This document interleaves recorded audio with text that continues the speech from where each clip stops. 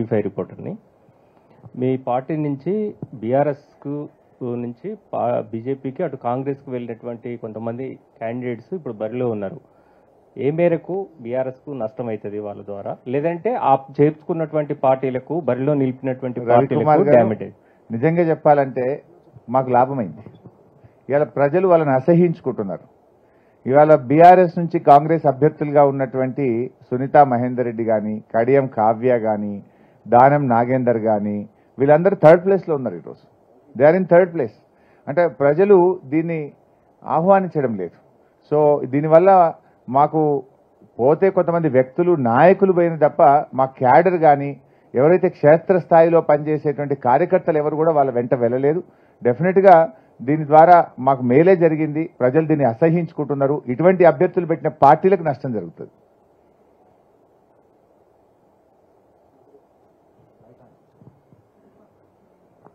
Name and organisation.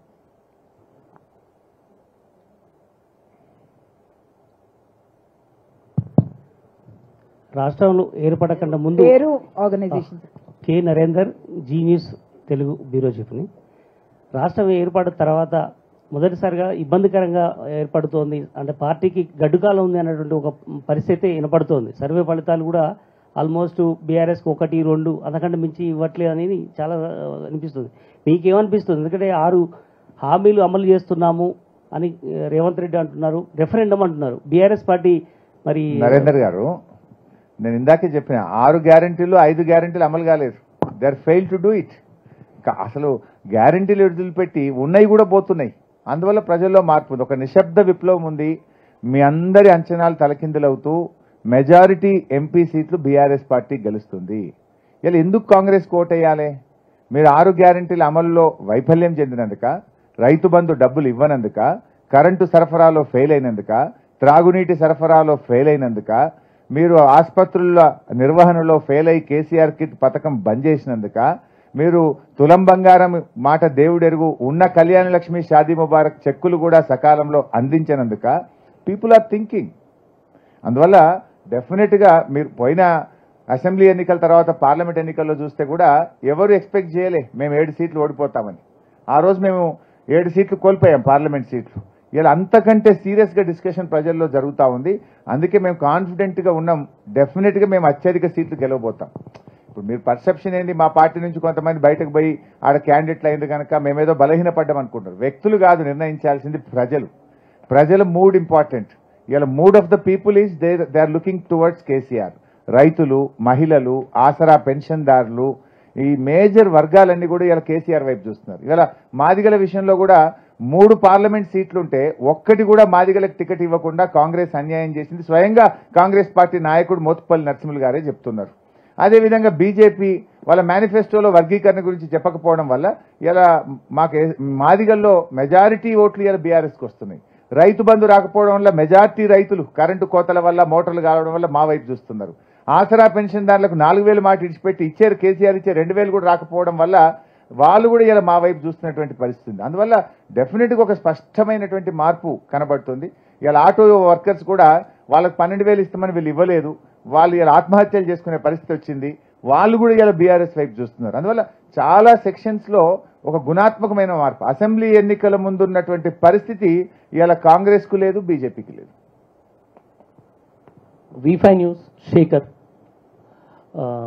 మాజీ మంత్రి గారు, అంటే మీరు స్పీకర్ ఫార్మాట్లో రాజీనామా లెటర్ ఇవ్వకుండా రేవంత్ రెడ్డితో సవాల్లో ఏదైతే రైతు రుణమాఫీ పైన స్పీకర్ ఫార్మాట్లో ఇవ్వకుండా తను భయపడ్డాడు, ఆగస్టు 15 ఖచ్చితంగా నేను అంతలోపే రైతు రుణమాఫీ చేస్తాను, అందుకే భయపడే స్పీకర్ ఫార్మాట్లో కాకుండా వేరే ఫార్మాట్లో ఇచ్చాడు. శేఖర్, నేను నీకు ఇప్పుడే ఇచ్చేస్తాను. On the spot I give you in speaker format నీకు ఇస్తాను. రేవంత్ రెడ్డిది మీరు తెప్పియండి. రేవంత్ రెడ్డి తెప్పించిన 5 నిమిషాల్లో స్పీకర్ ఫార్మాట్లో శేఖర్కే ఇస్తాను రాజీనామా. రేవంత్ రెడ్డి మీది తెప్పించుకోండి. నేను ప్రెస్ అకాడమీ చైర్మన్ శ్రీనివాస్ రెడ్డికి ఇవ్వమని అడిగాను. I correct your question. First of all 6 గ్యారంటీలు, రుణమాఫీ ఈ రెండింటిని ఆగస్టు 15లోగా చేస్తే స్పీకర్ ఫార్మాట్లో రాజీనామా ఆమోదించుకొని మళ్ళీ పోటీ చేయను అని చెప్పాను. 6 గ్యారంటీలు మరియు రుణమాఫీ ఈ 2 6 గ్యారంటీలు కూడా నేను కొత్తగా పెడుతున్న నిబంధన కాదు. 100 రోజుల్లో చేస్తామని మీరు ప్రజల్ని మోసపుచ్చి చెయ్యని గ్యారంటీలను 15 ఆగస్టులోగా దేవుడి మీద ఒట్టు పెడుతున్నావు కదా, 15 ఆగస్టులోగా 6 గ్యారెంటీలు రుణమాఫీ చెయ్యండి. I'm even ready. ఇదే ప్రెస్ క్లబ్కి మా విరాహత్ బైక్ ఇస్తా, లేకపోతే శేఖర్కి ఇస్తా, మీ దగ్గరనే పెట్టుకోండి, ఆయనది కూడా తెమ్మనండి. I'm ready. I'm a man of word. నేను అట్లా వెనకకు పోయేవాడిని కాదు. రేవంత్ రెడ్డి లాగా పార్టీలు మార్చటోని కాదు, మాటలు మార్చటోని కాదు. సార్ నా పేరు రాజు, ఐ న్యూస్ అండి. సార్ మీరు ఇందాక మాట్లాడుతూ రాష్ట్రంలో బీజేపీ గెలుపు కోసం కాంగ్రెస్ సహకరిస్తుంది ఇండైరెక్ట్ గా అని చెప్పేసి చెప్తా ఉన్నారు. కానీ ఇటీవల కేసీఆర్ గారు కానీ మీరు కానీ ఎవరు మాట్లాడినా రేపు ఎన్నికల తర్వాత రాష్ట్రంలో ఈ ప్రభుత్వం ఉండదు, ఈ ప్రభుత్వం కూలిపోతుంది, మనం మంచి రోజులు వస్తాయని చెప్పేసి అంటున్నారు. అంటే దీన్ని బట్టి ఎవరితో అగ్రిమెంట్ మిత్రమా, మేము కేసీఆర్ గారు సంగారెడ్డి సభలో ఏం మాట్లాడిందంటే ఈ ప్రభుత్వం 5 ఏళ్లు ఉండాలని కోరుకుంటున్నాము. ఈ 5 ఏళ్లు ఉంటేనే పాలేందో నీళ్ళేందో తేలుతుంది. 5 నెలలనే తేలిపోయింది కదా. కరెంటు మున్పట్లెక్క వస్తలేదు, మంచినీళ్ళు మున్పట్లెక్క వస్తలేవు, దవాఖాన్ల కేసీఆర్ కిట్ వస్తలేదు, కళ్యాణ లక్ష్మి చెక్ వస్తలేదు, ఇవాళ ఇవన్నీ పంటలు ఎండిపోతున్నాయి. ఇవన్నీ ప్రజలకు అర్థమైంది. ఇంకా 5 ఏళ్ళు ఉంటే ప్రజలు మమ్మల్ని భుజాల మీద ఎత్తుకొని మళ్ళీ మా ప్రభుత్వాన్ని తీసుకొస్తారు, మా పార్టీని తెస్తారు. అందువల్ల మాకేం లేదు. ఇలా ఎవరంటున్నారు? వాళ్ళ పార్టీ నాయకులు, కాంగ్రెస్ పార్టీ నాయకులు అంటున్నారు. బీజేపీ నాయకుడు మహేశ్వర్ రెడ్డో లేకపోతే సంజయ్ గారో వాళ్ళ నాయకులు మాట్లాడుతున్నారు ఈ ప్రభుత్వం ఉండదు, ఆగస్టు సంక్షోభం వస్తుంది, ఇది అవుతుందని. బీఆర్ఎస్ అనడం లేదు. మాకు ఒకటే ఉంది, మీరు 5 ఏళ్లు ఉండండి, ప్రజలకు ఇచ్చిన హామీలన్నీ అమలు చేయండి. ఒక్క హామీ కూడా తప్పకుండా మీ 420 హామీలు అమలు చేయాలనే కోరుకుంటున్నాం.